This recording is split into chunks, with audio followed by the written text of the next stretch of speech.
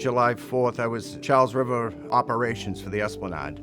I was kind of the radio intel person in between the state police and Esplanade concerts. We wrap up, driving home to my house in Weymouth, and as I turned the corner onto Broad Street, I could see a glow in the sky. I think it's a bonfire. That's the way my mind's running. A bonfire, outside fire. That one's a little big, but hey, people are happy. You know, it's 12:30 at night, but as I got closer and I cut across, I could see it was a building.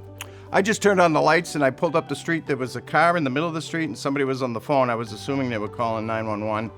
So I pulled I activated my lights and I just pulled off to the sidewalk because I know the Weymouth fire is going to be coming and they need the street. That's who's going to put out the fire, not me in a car. They're going to come down the street and put out the fire. The earlier you are, the better shot you have if somebody's in there.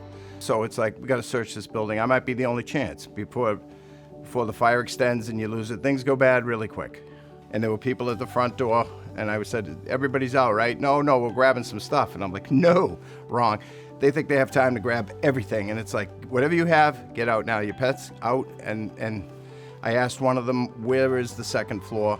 And he took me to the stairs, and I went up. And then once you get to the top floor, it was already banked down to the floor. So just did like a hands and knees crawl because I still had a little space on the floor. I just did a search.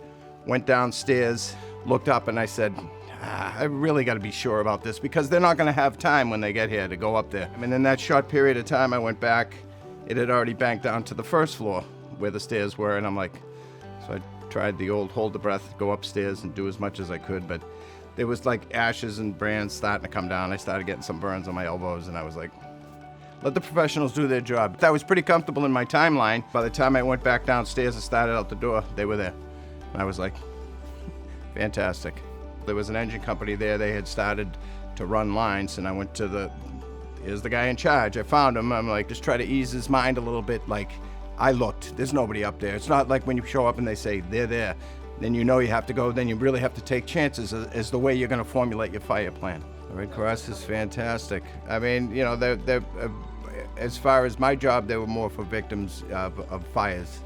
You know, they'd come in and help with the displacement, and you know, there was no, especially historically going back, there was no GoFundMe pages, so somebody had to get everybody up and running after they got burnt out of a triple-decker or something, and it was always the Red Cross.